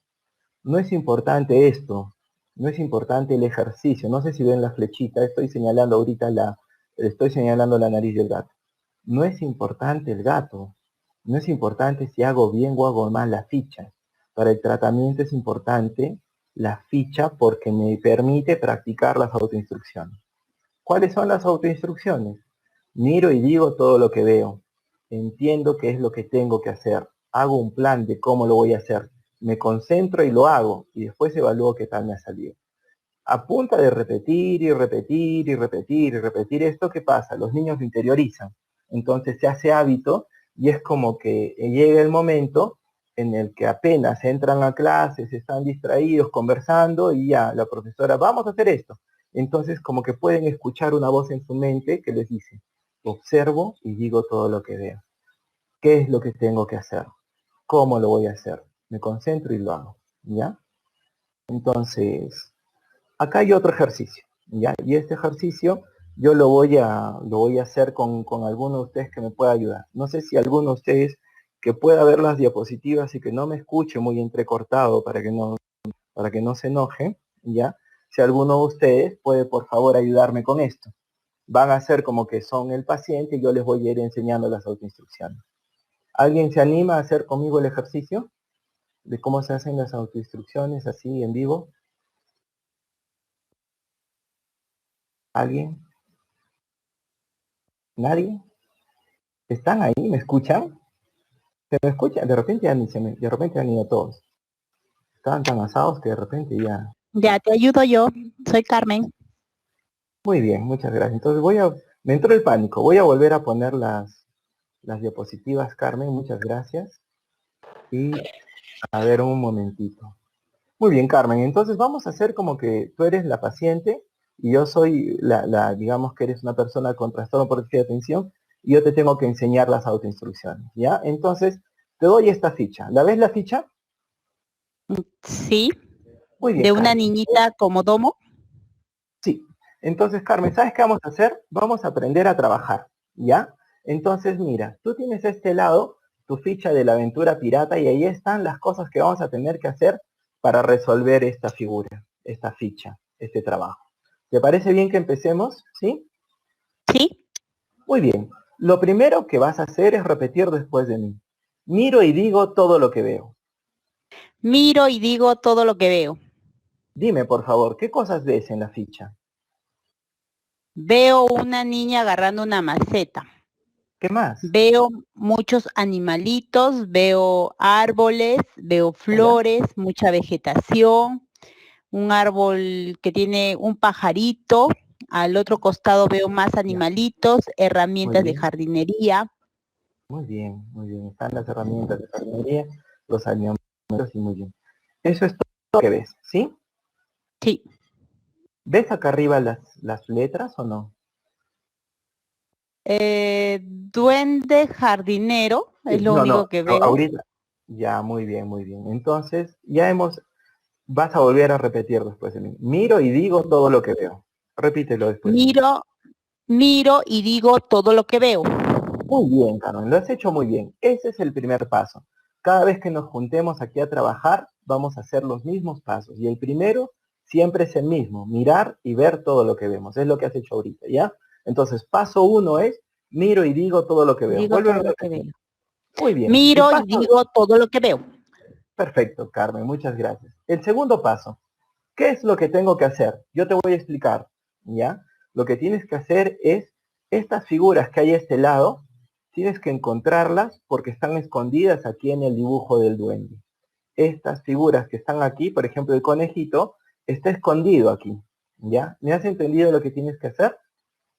Sí, A ver, dime, Carmen, en tus propias palabras lo que tienes que hacer. tengo que las figuras que están a un costado de la niña las tengo que encontrar en el cuadro donde se encuentra la niña, pero están escondidas. Muy bien, están escondidas. Entonces, el segundo paso es, ¿qué es lo que tengo que hacer? Repito después de mí. ¿Qué es lo que tengo que hacer? ¿Qué es lo que tengo que hacer? Muy bien, Carmen. ¿Qué es lo que tienes que hacer? A ver, vuelve a explicarme. Tengo que buscar las figuras que están al costado de la niña, las tengo que encontrar en su paisaje que están escondidas. Perfecto. Muy bien, perfecto. El tercer paso. Repite después de mí. ¿Cómo lo voy a hacer? ¿Cómo lo voy a hacer? Carmen, cuéntame, ¿cuál es tu plan para resolver el trabajo? Primero voy a observar una figura y la voy a ubicar. Ya, La coloreo como me indica la consigna. muy bien. ¿Pero en qué orden lo vas a hacer? ¿Cualquiera? ¿La que se te antoje o cómo?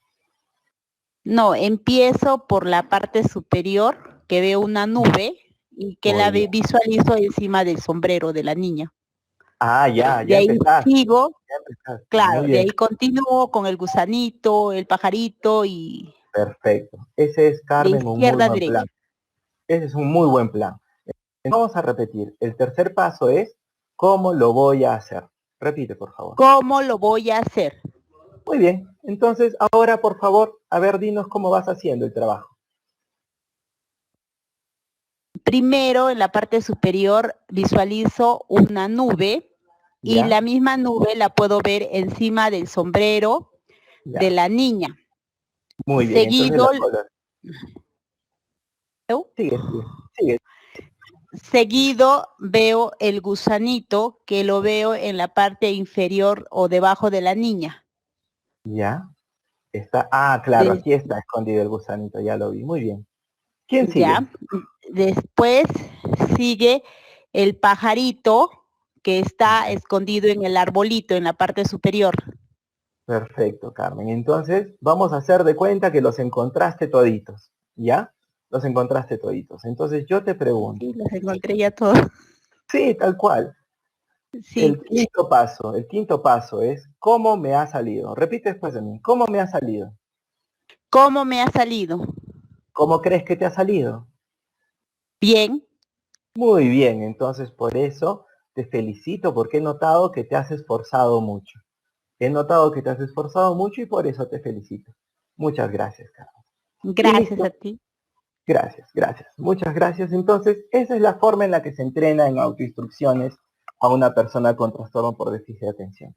No es importante la ficha. La ficha sirve solamente como estímulo para poder repetir y repetir y repetir y repasar y repasar y repasar las autoinstrucciones. ¿Ya? Y esto, por ejemplo, se solicita a la profesora en el colegio que lo tenga pegado en una pared cerca de la carpeta del estudiante o en casa imprimimos esto y lo pegamos frente a donde trabaja el niño, ¿no? ¿Para qué? Para que lo repite y lo repite y se vuelva como una disciplina mental que le va a permitir después como que enfrentar distintas tareas de la misma forma, ¿ya? Entonces, eso es bien importante. La idea de que el tratamiento para la concentración no va tanto por el lado de encontrar buenos ejercicios, ¿ya? Mucho más útil que hacerlo resolver rompecabezas o ejercicios de discriminación, como el que ha resuelto nuestra amiga Carmen, o otros ejercicios, digamos que jugar ajedrez o hacer cualquiera de estas cosas. Lo importante en el fondo es que entrene las autoinstrucciones. ¿Para qué? Para que se vuelvan primero son instrucciones externas. Primero es en el tratamiento con un profesor o terapeuta y le empezamos a tirar hasta que llega un momento en el que el niño internaliza y de esa manera puede, pues, cada que se le presente una tarea, repetir la misma rutina y de esa manera concentrarse. Se ha demostrado que los niños con trastorno por déficit de atención no tienen en realidad muchos problemas para seguir instrucciones, ¿ya? Si yo le digo a un niño, haz esto, haz esto, haz esto y haz esto, y le voy llamando la atención sobre el asunto que tiene que hacer, el niño resuelve y puede. Por eso es que el acompañamiento individualizado de las sombras funciona muy bien. ¿Qué es una sombra? Es un acompañante terapéutico que va con el niño al colegio. Yo no lo recomiendo mucho, pero sirve en el caso de que la sombra le ayude al niño a recordar sus autoinstrucciones o le ayude a entrenarse en el colegio con este asunto, ¿no? Entonces, ese es el tratamiento para la atención. Sobre este asunto, ¿tienen ustedes alguna pregunta? ¿Tienen preguntas? ¿Se ha entendido? ¿No? Una consulta. El instructivo tú lo has explicado en una ficha, ¿no? Porque generalmente los chicos trabajan en fichas. ¿Podríamos también trabajarlos de repente de manera motora con ejercicios? ¿O de preferencia para que se acostumbren a estar sentados en un salón, tienen que trabajarse mediante cualquier tipo de fichas? Muy buena pregunta, Carmen. Muy buena pregunta. Ahora, lo que pasa es que las instrucciones son las mismas, ¿ya? Las tareas pueden cambiar y que las tareas cambien puede ser como que repito las autoinstrucciones para hacer un baile o repito las autoinstrucciones para hacer uno de estos juegos de mover pelotas, ¿ya? O jugar yenga, ¿ya? O cualquier tipo de actividad que requiera concentración. Porque tanto bailar como correr sobre una línea y regresar o jugar esto de que jugaban saltando en el mundo, ¿no? Todo esto antes del ejercicio se repite las autoinstrucciones completitas y una vez que se termina se evalúa. ¿Cuál es la quinta autoinstrucción? Le digo yo a los chicos, evaluar qué tal lo he hecho. ¿Y qué tal lo has hecho? Nada, que me equivoqué aquí, me equivoqué allá y le digo, pero te felicito porque te has esforzado mucho. Estoy seguro que la próxima vez te va a salir mejor. Se puede cambiar a cualquier cantidad de actividades, ¿ya? Y mientras más actividades y más diversas, mejor, porque se van entrenando diversas funciones ejecutivas y se va promoviendo la generalización. Pero como les digo, de todas maneras tiene que entenderse que la actividad es solamente el contenido del verdadero tratamiento, que es el aprendizaje de las autoinstrucciones. ¿Ya? Para mí, o sea, pueden hacer ustedes las fichas, ¿ya? Hay niños que se hacen sus autoinstrucciones. Yo tengo un paciente que se hizo sus autoinstrucciones con un transformer, ¿no? Y se iba transformando de robot a carrito. Entonces así, la primera es observo y todo lo que veo. La segunda es qué tengo que hacer, cómo lo voy a hacer. La cuarta, me concentro. Y la quinta es siempre qué tal lo hice. Y no depende mucho de la actividad. La actividad debe cambiar, debe ser variada, ¿no? Para que los niños sientan que pueden aplicar esto en distintos contextos y para distintas cosas. Muy buena pregunta. No sé si te contesté, Carmen. Sí, sí entendí, gracias. A ti. En cuanto a lectura, ¿cómo podemos leer la ficha? Poniendo lectura corta, ya Melanie, ¿cómo usar estas autoinstrucciones para la lectura? Lectura de un párrafo, ¿ya? Y lo mismo, le doy el juego al niño y digo, ¿cuál es la primera opción? Veo y digo lo que veo. Por ejemplo, tengo esto. Le doy este al niño, ¿qué ve? Una hoja papel en la que hay letras y los bordes de hoja pequeña. Muy bien. ¿Cuál es la instrucción? ¿Qué tengo y qué tienes que hacer? Leer. ¿Y cuál es la tercera instrucción? Tengo que desarrollar un sobre cómo de ahí los niños se ríen. ¿No? Voy a ir de arriba hacia abajo y de este lado hacia este lado. ¿Qué le digo? Entonces, ¿qué hacemos? Me centro y leo. Y el niño puede leer en voz alta, puede leer en voz baja. Y después, cuando me mire y yo me doy cuenta que ya terminó, le digo, ¿cuál es la quinta autoinstrucción que lo he hecho? ¿Y qué tal lo he hecho? Yo, más o menos porque me distraje, ¿ya? Entonces, de esa manera, cualquier actividad se puede someter a autoinstrucciones. ¿Cómo se podría trabajar con una niña que se demora en hacer una actividad determinada con la profesora? ¿Se repetiría su tiempo o se trabajaría bajo un cronómetro? No hay nada peor que ponerle un cronómetro a un niño con trastorno por déficit de atención porque se distrae con el cronómetro, ¿ya? Entonces, no es tan importante el tiempo con un niño con trastorno por déficit de atención, sino más bien yo creo que lo que haría sería tratar de utilizar todo el tiempo para repetir el ejercicio, ¿ya? Y si se demora mucho, al final del ejercicio, le digo, ¿cuál es la quinta autoinstrucción? ¿Qué tal lo hice? ¿Y qué tal lo hiciste? Lo hice muy bien. A ver, volvamos a pasarlo. ¿En realidad o te demoraste un poquito más? Ah, no, me demoré un poquito más. En cuenta, entonces eso del tiempo se va trabajando a través de la quinta autoinstrucción, la autoevaluación.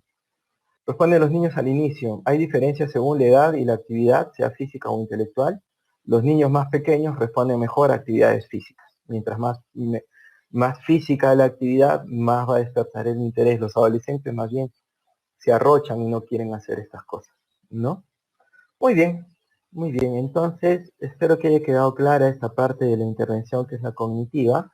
Y vamos a pasar a la siguiente, que es, a ver, se puede adicionar, por ejemplo, en la escuela otras actividades, como por ejemplo ir al baño.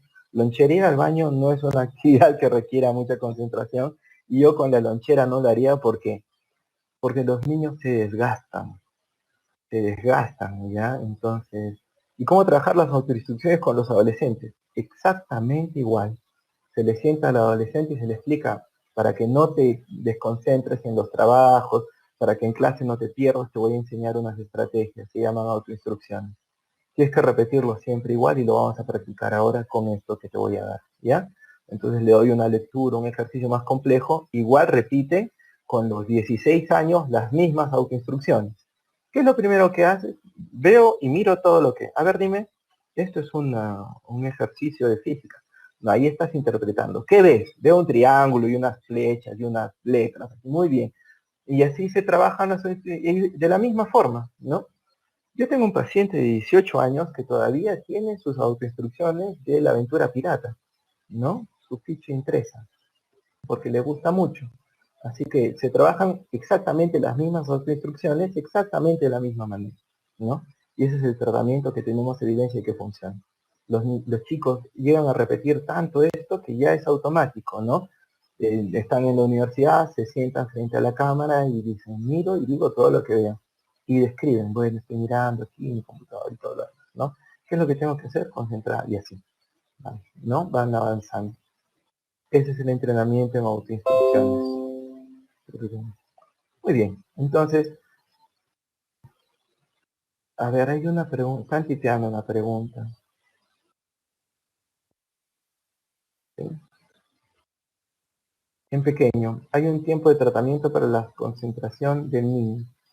En general, este programa de autoinstrucciones para adquirir las autoinstrucciones, dependiendo de la edad del niño, pero a partir de los 7 años, 3 meses bien trabajados son suficientes para que el niño aprenda las autoinstrucciones. Ahí se baja la frecuencia y ya se concentra uno mucho más en la generalización, es decir, el tratamiento termina después de 3 meses y ya se hace como seguimiento, ¿no? Las agendas visuales con los niños con TDA. No sé qué es una agenda visual, perdón. ¿Qué es una agenda visual? Una agenda en la que anotan sus tareas. Sí funciona en la medida en la que los niños se acuerden dónde está y no las pierdan, ¿no? Y hay como que estas cosas en las que para las labores domésticas, por ejemplo, van como que pegando una cosita, ¿no? Ya lavé mi plato, ¿no? Y así eso sirve mucho, ¿ya? Claro, eso justo iba a decir. Con niños que tienen problemas de vinculación, incluso con niños que tienen problemas de disciplina o de teoría de la mente.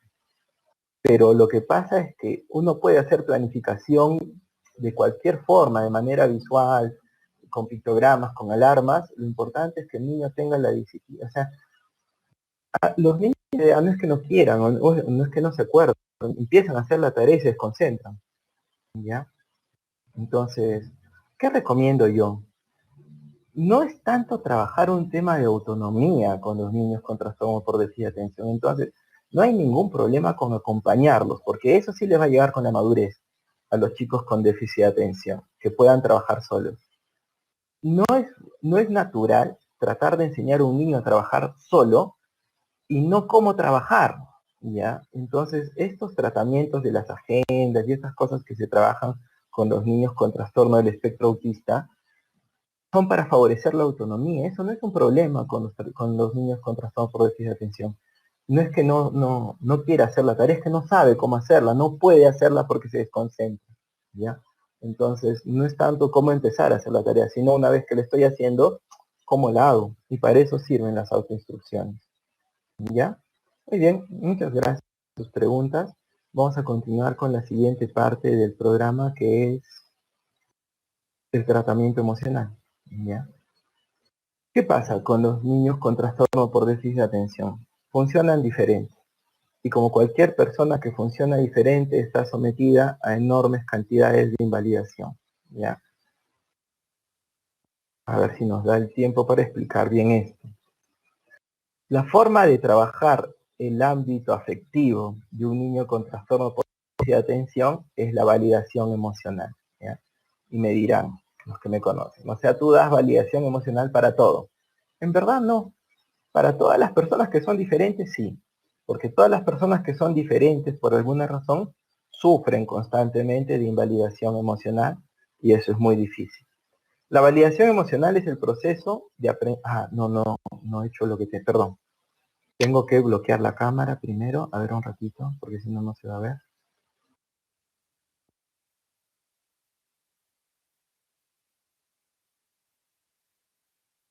¿Qué especialistas pueden dar para el trastorno de concentración? A ver, ahorita te contesto, Judith, porque no entiendo tu pregunta. Pero, a ver, voy a tratar de avanzar con esto. ¿Qué especialistas pueden dar este tratamiento? Es lo que me quieres preguntar, perdón, Judith. O sea, ¿quién puede dar este asunto de la concentración? Cualquiera que lo sepa. O sea, cualquiera que lo sepa. Literal, lo que hacemos nosotros en mi consultorio es entrenar a los padres para que los padres las autoinstrucciones en casa, ¿no? Y si podemos también enseñarles a los profesores, se lo enseñamos a los profesores. No es una cosa que la pueda dar solamente cierta persona. Por ejemplo, hay ciertas cosas que sí, como por ejemplo la psicoterapia, sí la puede dar solamente cierta persona, el psicoterapeuta. La terapia del lenguaje solo la debe dar el logopeda. Por lo pronto, ¿qué les puedo decir? El entrenamiento en autoinstrucciones, esta ficha y hacerlo repetir al niño, eso lo puede dar cualquier persona que lo sepa hacer, ¿no? Y como se dan cuenta, no es ni siquiera muy difícil de comprender o de aplicar, ¿no? Entonces, no hay ningún problema con que lo aplique el profesor, la madre, ¿no? O cualquier persona que pueda que pueda tener a la mano la ficha y la paciencia para trabajarlo con él mismo. Muy bien. Entonces, volvemos a esto de qué es la validación emocional. La validación emocional es el proceso de aprender, comprender y expresar la aceptación de la experiencia emocional de la otra persona. ¿Ya? Es contraria a la invalidación emocional en la cual la experiencia emocional de la otra persona es rechazada, ignorada o juzgada o minimizada o de alguna manera no comprendida. ¿Ya? ¿Qué pasa? Yo no sé si les ha ocurrido a ustedes. Para esto no necesitamos las diapositivas. Yo no sé si les ha ocurrido a ustedes, pero yo me siento sometido a mucha invalidación muy frecuentemente. No, ahorita no he puesto las diapositivas, ¿no? Porque, ¿qué es? O sea, a ver, ¿qué pasa? Les voy a explicar y prefiero que me vean mientras les explico a que vean una diapositiva aburrida en la que dice una definición de validación. Validar es hacer sentir a la otra persona que entiendo cómo se siente. Tiene que ser genuino esto, ¿ya? No significa que yo digo que está bien o que acepto, ¿ya? Pero entiendo que cuando una emoción aparece es natural, no puede ser controlada y generalmente está bien, ¿ya? Y esto tiene que ver mucho con los prejuicios que tenemos alrededor de las emociones. Esto sí es tratamiento psicológico, entonces hay que como que tener cierta perspectiva psicológica sobre el asunto. En primer lugar, las emociones son respuestas normales y adaptativas. Entonces no hay emociones malas. Y esto es un hecho, ¿ya? No hay una emoción que tú puedas decir, esta emoción está mala. Hay emociones que tienen mala fama, y yo no entiendo muy bien, bueno, sí entiendo muy bien por qué, pero no deberían tener esta mala fama. Por ejemplo, el otro día estaba yo escuchando una charla de un coach sobre cómo manejar las emociones tóxicas. Y yo decía, ¿cómo es esto? Tóxico es el mercurio, ¿ya? Las emociones, ¿cómo van a ser tóxicas? ¿Quién se envenena de sentir mucha alegría? Nadie se enroncha, ¿ya? Y entré a la charla y dijo que no había que sentir rencor. Y yo casi me desmayo, porque yo soy psicólogo. Entonces, ¿cómo que no hay que sentir rencor? El rencor existe por una razón, y es que la selección natural en el proceso evolutivo la ha conservado porque es buena, ¿ya? A ver, ¿qué pasa cuando una persona no tiene rencor? Y yo lo veo todo el tiempo en mi consultorio. Cuando una persona no tiene rencor, no funciona bien, ¿ya? ¿Qué ocurre? Miriam, hola, por gusto te escondes porque ya te vimos todos, ¿eh? Apaga nomás tu cámara. Ya. Por ejemplo, ahorita vamos a hablar de la vergüenza que ha sentido, miren, cómo la vergüenza es muy efectiva y muy buena. Pero estábamos hablando del rencor, y este sujeto vino y dijo que el rencor era mal y que no había que sentirlo. Yo levanté la mano y dije, profesor, ¿qué tiene que sentir uno cuando la otra persona te ha hecho mucho daño? Tienes que perdonar. Ya, yo perdono. Pero ¿qué tengo que sentir? Porque ahí lo que tiene que sentir uno es rencor. Y si no tiene rencor, empieza a funcionar mal. La cólera pasa. Y después tiene que quedar este sentimiento que nos ayuda a protegernos de la persona que nos ha hecho daño para que no nos vuelva a hacer daño. ¿Saben quién no tiene rencor? Las mujeres con dependencia emocional. Yo tengo algunas señoritas en tratamiento porque el señor no solamente les engaña y las explota económicamente, sino que de vez en cuando les pega, ¿ya? Y no se alejan. Y eso no es perdonar, eso es una disfunción emocional. No sienten el rencor, o el rencor que sienten está opacado por otras emociones. No sé si me explico. Decía que no había que tener miedo. Ahí sí, yo creo que no sé, me fui. ¿Se imaginan un mundo sin miedo? Estaríamos todos muertos. ¿Qué nos protege del peligro si no es el miedo? Ya, no hay que tenerle miedo a todo. No hay que tenerle miedo a las cosas que no son peligrosas. Pero si hay un peligro, tenemos que sentir miedo, ¿ya? El asco es como que lo que nos está manteniendo vivos a los que nos queremos mantener vivos. Yo no salgo, si salgo de mi casa y empiezo a ver mucha gente así, ¿no? O veo, ¿qué siento? El rechazo del asco, y eso me protege de contaminar con enfermedad. No hay emociones malas, ¿ya? Eso es una cosa que tenemos que entender. Todas las emociones han sido conservadas por la naturaleza porque sirven un propósito en determinado momento, ¿ya? No todas las conductas son buenas, por favor, ¿ya? No tenemos por qué aceptar todas las conductas, pero sí podemos entender todas las emociones, y eso es lo que tenemos que hacer con los niños con trastorno por déficit de atención, ¿ya? Porque están muy invalidados muchas veces, ¿ya? ¿Cómo se sienten ustedes cuando están expuestos a invalidación? Cuando ustedes están realmente mal por el estrés, muchos de ustedes son profesores, profesoras, y están en esta situación de enseñar a distancia que es terrible, ¿ya? Porque los tratan como me han tratado a mí hace un ratito, que me han gritado, pero como si fuesen Hitler, ¿ya? ¿Y qué pasa? Que están súper estresados por trabajo, están súper estresados y viene alguien y te dice, oye, pero cálmate, no te estreses.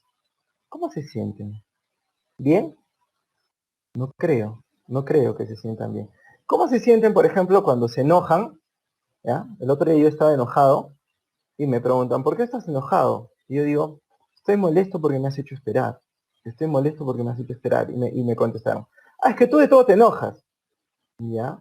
Algunos padres realizan a uno de sus hijos no favorito porque le recuerda al padre. Y no solo eso, que con el hijo favorito también hay validación, ¿no?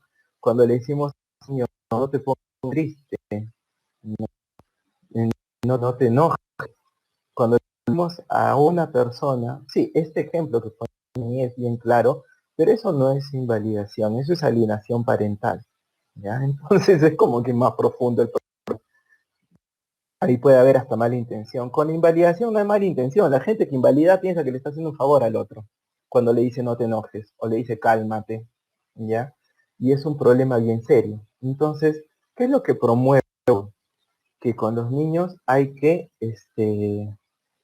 hacer este proceso. A ver, voy a poner ahora sí las diapositivas. Esta dice, pero primero tengo que apagar mi cámara, perdón. Porque si no va a empezar a fallar otra vez todo. Ya, ahora sí. Bien. ¿Por qué he equivocado? Porque no he hecho mis autoinstrucciones, pero ahora sí.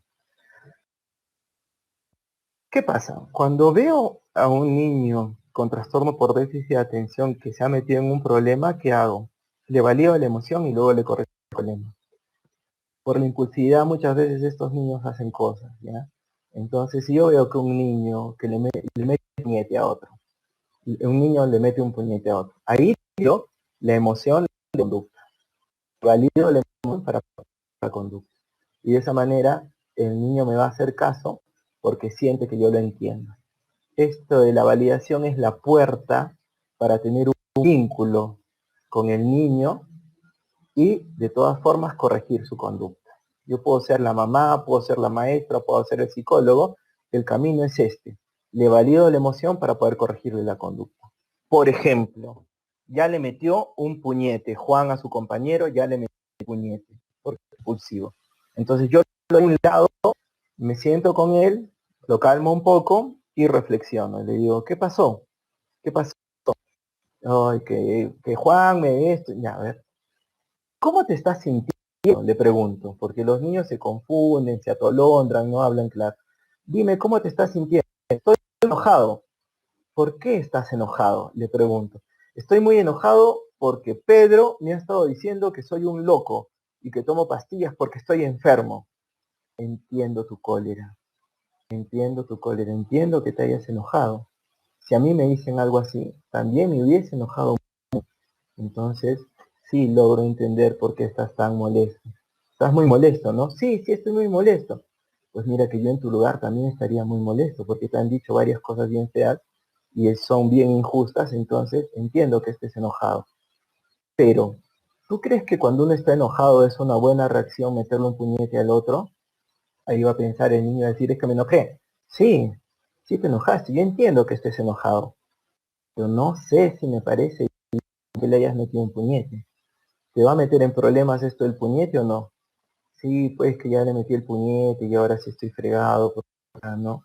Entonces, la próxima vez que te enojes, te voy a enseñar cómo calmarte, qué hacer en vez de meter el puñete.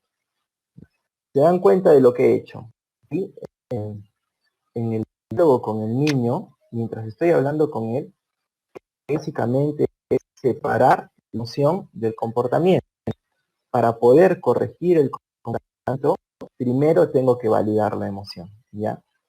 Funciona con cualquier persona que funcione diferente, ¿ya? Porque las personas que funcionan diferentes están sometidas a mucha invalidación.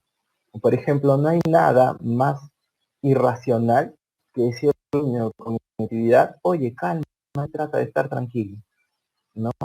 Generalmente personas que tienen cualquier problema de salud responde tu más adelante que se le puede decir, porque esta gente pone de su parte, ellos ponen de su parte, están haciendo lo mejor que pueden y sin embargo por su condición se equivocan.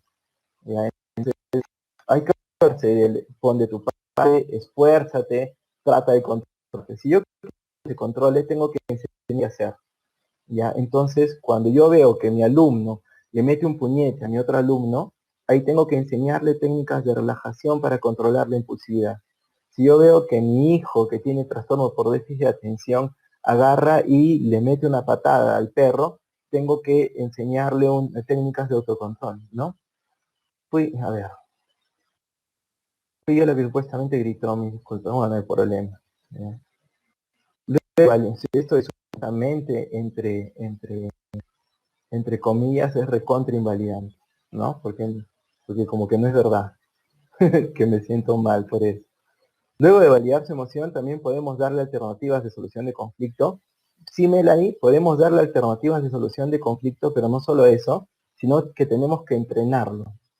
Tenemos que entrenarlo y actuar con él. A ver, yo voy a actuar contigo como la persona que te ha hecho enojar para que tú te vayas, ¿ya? De esa manera no vas a caer en meterle el puñete, porque no está mal que te enojes, está mal que le metas el puñete. Entonces yo voy a actuar contigo como que soy Pedrito, tú vas a reaccionar como tengo que reaccionar. ¿Sale? Sale. Entonces empiezo a decir, qué enfermo que eres, un loco porque tomas pastillas, bla, bla, bla. Y ahí el niño tiene que pararse y hablar, ¿no? Entonces eso es lo que hacemos ahora, es entrenar a las personas. No le decimos lo que tienen que hacer, le entrenamos. Esto de repente es mucho más fácil para los que han hecho deporte porque hay distintos tipos de entrenadores. Hay entrenadores que te dicen lo que tienes que hacer y hay entrenadores que te enseñan cómo hacerlo, ¿ya? El que da tratamiento a un niño con déficit de atención debe ser como ese entrenador que te enseña cómo hacerlo, no el que te dice qué cosa hacer. Yo tenía un entrenador de fútbol que me decía, oye, pero marca, pues, marca, pon de tu parte. Y el otro era mucho más rápido que yo. Y yo ponía de mi parte igual. Y me decía, marca. Eso no funciona. ¿Ya? Tenía otro que venía. Si el otro es más rápido que tú, se paraba a mi lado mientras me explicaba. Si el otro es rápido que tú, que ponerle el cuerpo para que no corra. De esta forma, sin faulearlo. Y él se apoyaba en mí y no me dejaba correr. Y yo trataba de alejarme y él se apoyaba en mí, se apoyaba en mí. Me decía, ¿entiendes? Sí. Ahora, tú hazlo conmigo. Y yo me apoyaba y me corregía el movimiento. Apóyate más peso, más fuerza, ¿no? Entonces esa es la diferencia. No se le dice al niño lo que tiene que hacer. Se le entrena en qué cosa hacer. Yo tengo un ejemplo bien drástico con esto, ¿no? Que siempre comparto para explicar cómo funciona la validación con personas que tienen mucha desregulación emocional, ya que tienen emociones muy conflictivas, muy complicadas y muy intensas, funciona. Entonces funciona también para los niños con trastorno por déficit de atención, funciona con tu pareja, funciona en tu casa con tus hijos. Lo que tenemos que hacer es validar la emoción para corregir la conducta.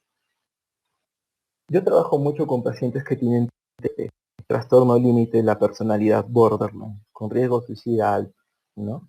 Autolesiones, bullying y todo esto. Entonces, ¿qué pasa? Me llaman, hace un tiempo me llaman de un colegio por unos chicos que yo asesoro, ¿no? Y yo estoy en coaching telefónico todo el tiempo, entonces me llama el director del colegio y me dice, ¿sabes qué? Tienes que venir porque hay un problema aquí con fulano, que es mi paciente, con Juan, digamos. Y yo le digo, si hay un problema, ¿qué problema será? Le metió un puñete a su compañero. Le digo, director, es un problema de disciplina. Lo tienes que arreglar tú. Y me dice, no, es que se ha encerrado en el aula, ha roto una ventana y está amenazando con suicidarse, está con el vidrio en la mano. Entonces ya, Voy al colegio, lo más rápido que puedo, llego felizmente, Arequipa es pequeña, llegué rápido, y le toco la puerta, lo miro por la ventanita y le digo, Juan, soy yo, ¿puedo entrar? Que vete, que ya está la policía afuera, quiero entrar, voy a entrar un ratito, no hagas nada, y me meto, ¿no?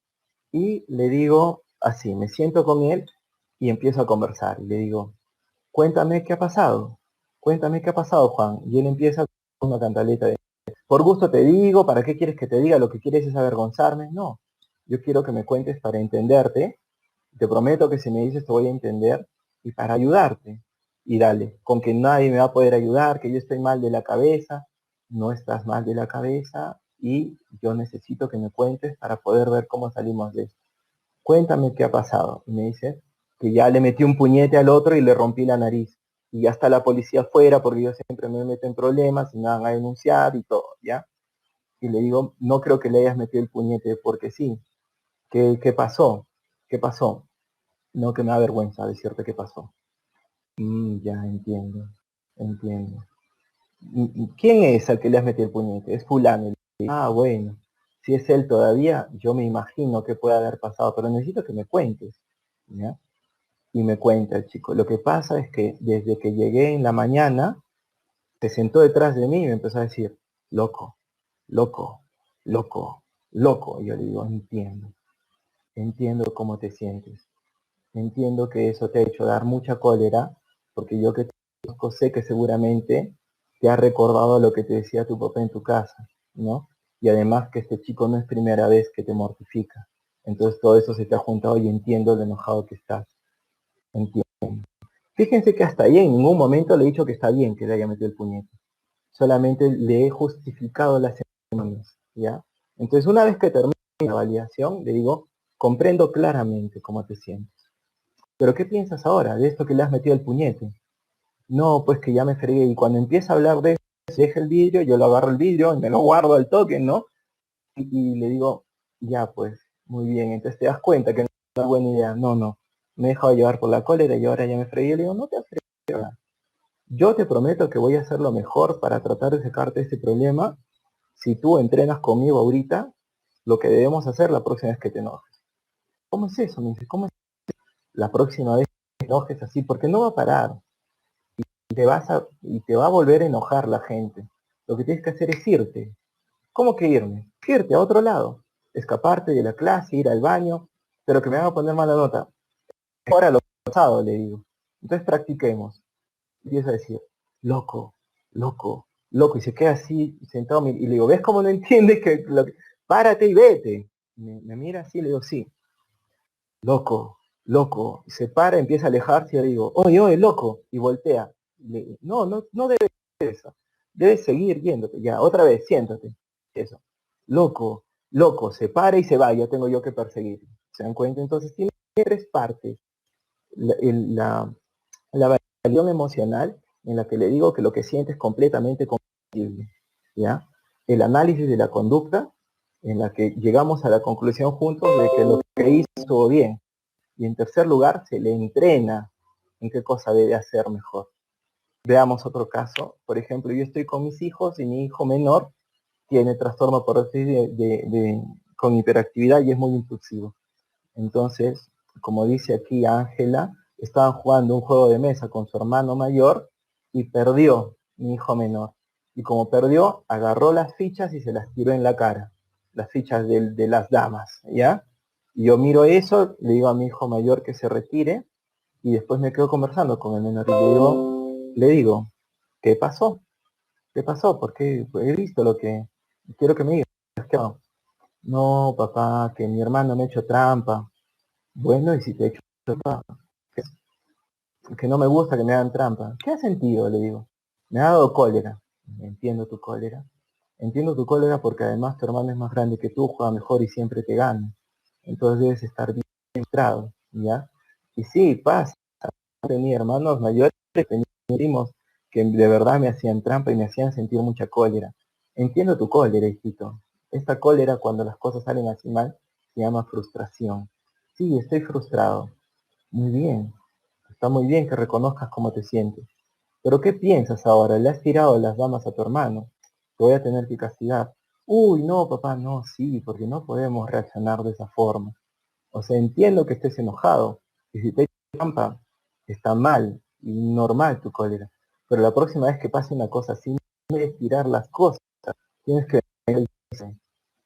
¿sí? Entonces lo que vas a hacer es pedirle disculpas formal y vas a entrenar y vas a jugar con y a hacer trampa y a ir a visitar. ¿Cómo? Siéntate. Ponemos a Harry y le digo, mira, Papá Noel, ¿qué? Mira, escapando, mi y le robo cosas. Oye, papá, mi ficha, ¿qué tenemos que hacer? Nos enojamos. Voy a ir a decirle a mi mamá. Y perfecto, se dan cuenta y se va y le dice que yo le hice trampa. Creación emocional, análisis de la conducta, entrenamiento en habilidades. Esa es la forma en la que se trabaja tanto la impulsividad como los problemas de conducta en los niños con déficit de atención. O sin déficit de atención, con cualquier cosa, ¿no? A un niño que no le gusta perder, sino siempre ganar. Lo que pasa es que hay que analizar ahí. Seguramente le da cólera, ¿ya? Validarle la cólera no es que a este niño, o sea, cuando me dicen un niño que no le gusta perder, sino siempre ganar, este es un niño perfecto, normal.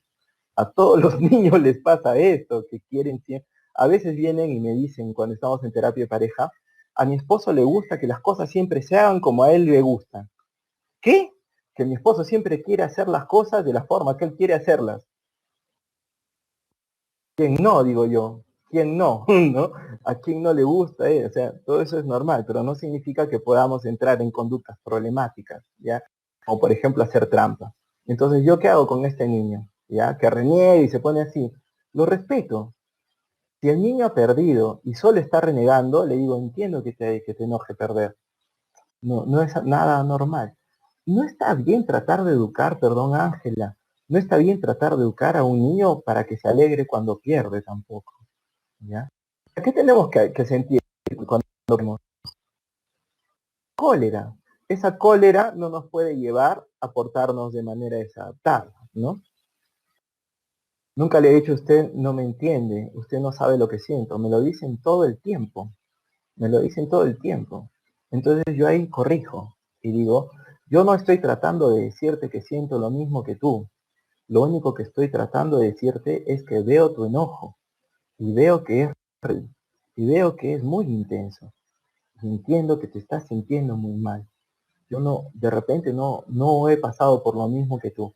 Y de repente nunca me voy a sentir como tú. Pero realmente entiendo cómo te estás sintiendo ahora. Y te estás sintiendo muy mal por lo que ha ocurrido. Y en tu lugar probablemente yo me sentiría muy mal. Entonces eso se llama dar una demostración de la validación. O pongo algún ejemplo. Sí entiendo, porque mira, esto que te ha pasado a ti, también me pasaba a mí en el colegio, ¿ya? Yo tengo esta misma calva desde que estaba en tercera y media. Entonces imagínate cómo me molestaban a mí. Entonces sí entiendo cómo te sientes.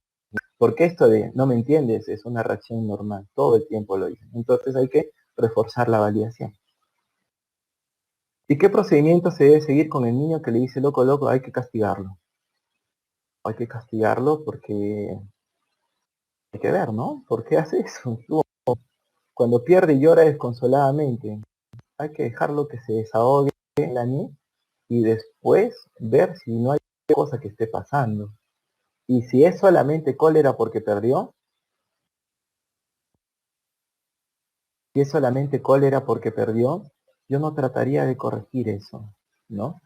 Yo pienso que más daño se le está haciendo a un niño cuando se le dice no llores que cuando lo dejamos llorar mucho, ¿ya? Yo pienso que más daño se le está haciendo a un niño cuando se le dice no te enojes, ¿ya? A que esté así amargo y renegando, ¿ya? Yo soy del tipo de personas que cuando me llegaban en mi casa, me castigaban y yo me estaba yendo así refunfuñando y me decía, ahí te vas sonriendo o es peor. Entonces se dan cuenta que ¿qué tiene de malo llorar desconsoladamente? ¿Qué me puede decir qué tiene de malo llorar desconsoladamente después de perder? ¿Por qué es signo de desadaptación, de debilidad, de que algo está mal? ¿Por qué estará mal eso? No sé.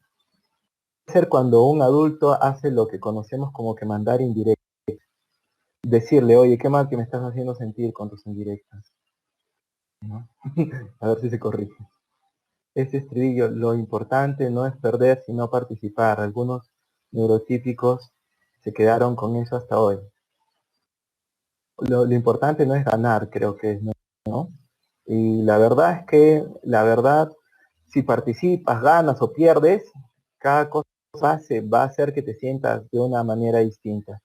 Decirle al que pierde no te sientas mal, es como decirle al que gana no te sientas feliz. No tiene sentido, ¿ya? No hay nada de malo con sentir cólera o tristeza.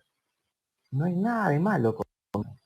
Es decir, entre adultos, cuando los adultos se mandan indirectas, lo adecuado es decir, oye, estas indirectas que me estás mandando me hacen sentir mal, no me las mandes más. Y si el otro te dice, no, yo no te estoy mandando indirectas, ahí lo mejor es como que apartarse de esa persona porque no tiene muy buena salud mental.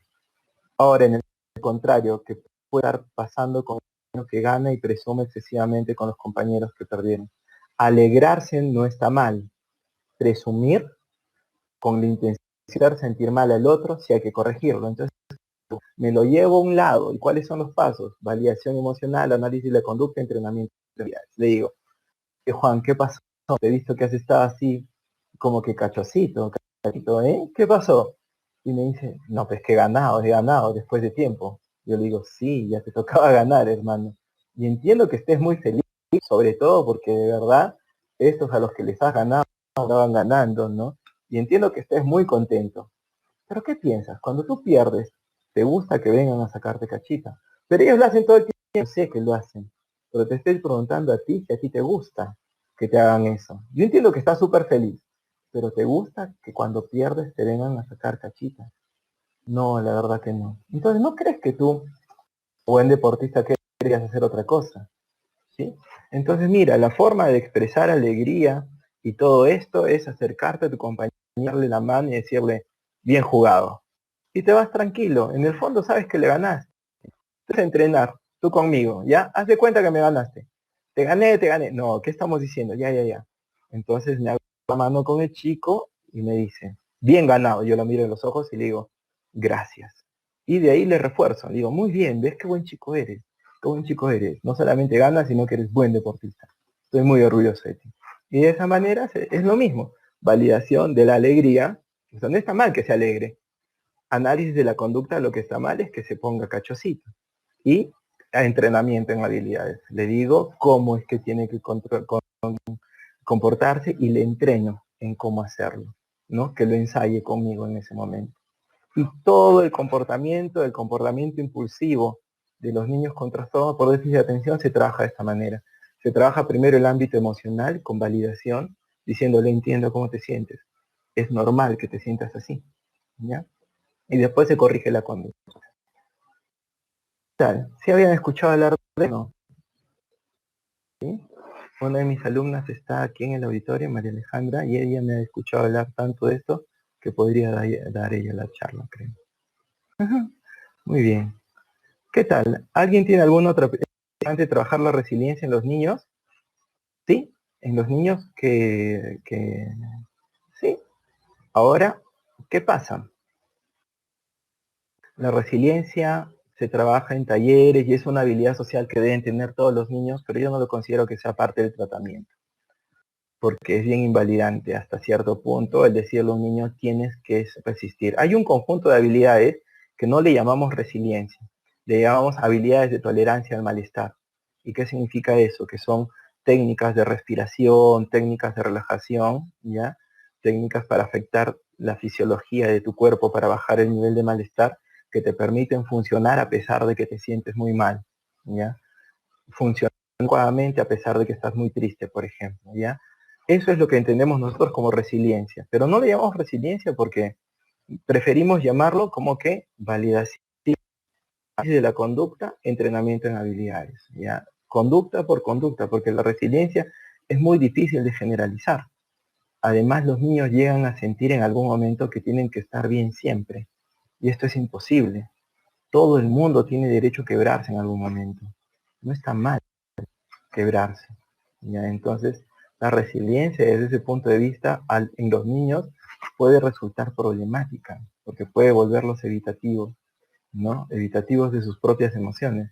se sienten mal y prefieren no sentirse mal para poder enfrentarlo. O sea, ¿cuál es la reacción normal y adecuada de un niño cuando los papás se pelean? Llorar. También como que, y tienes que ya, se da cuenta que es medio invalidante esta idea, ¿no? ¿Quiénes son los resilientes, los submarinos que tienen que soportar un montón de presión?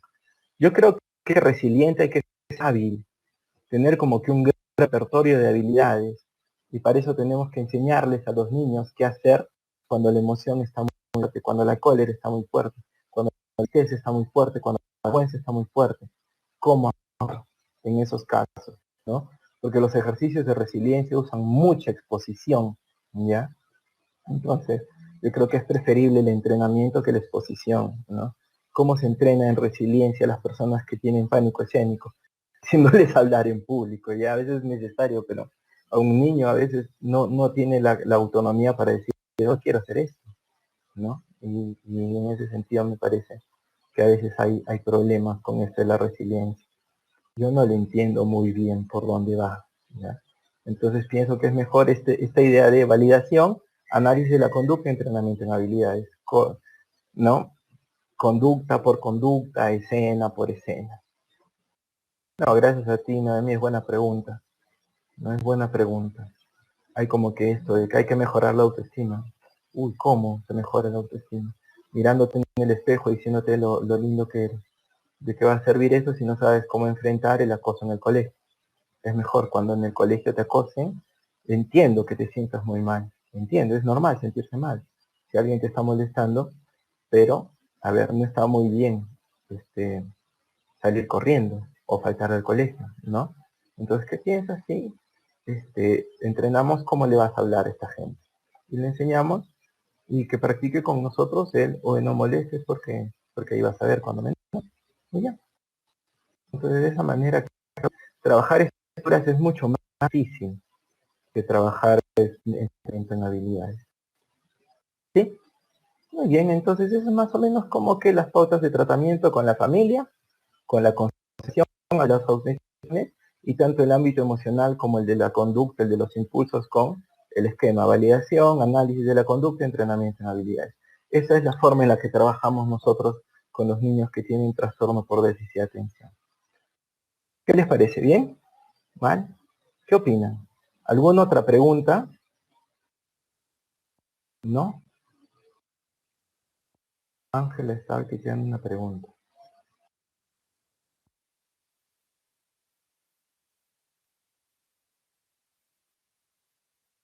Muy bien, entonces, con los demás, espero que esto les pueda servir, ¿ya? A veces me preguntan, ¿dónde puedo conseguir esas fichas donde están las autoinstrucciones? En internet. Ponen en el Google autoinstrucciones, trastorno por déficit de atención, y les van a salir las fichas de observo y digo todo lo que veo, ¿no? Y todo lo demás. Les va a salir ahí con diseños de piratas, de carritos, de todas estas cosas, ¿no? Entonces no es como que propiedad de nadie y no debe entenderse de esa manera. Y como les digo, el entrenamiento de autoinstrucciones no es como que, uy, solo lo pueden dar los psicólogos. Yo pienso que lo puede dar cualquier persona. Es más, nosotros los entrenamos a los padres para que los padres los den a los niños en sus casas mientras hacen tareas, ¿no? Y es una de estas cosas que hablábamos sobre la perspectiva que hay que tener en los colegios, y estoy seguro que entrenar en autoinstrucciones sirve a todos los niños, no solamente a los que tienen trastorno por déficit de atención, ¿no? Se podría trabajar con trastorno, con tratamiento racional emotivo. Sí, pero no sé hasta qué punto, porque los niños con trastorno por déficit de atención no tienen problemas de esquema generalmente, ¿no?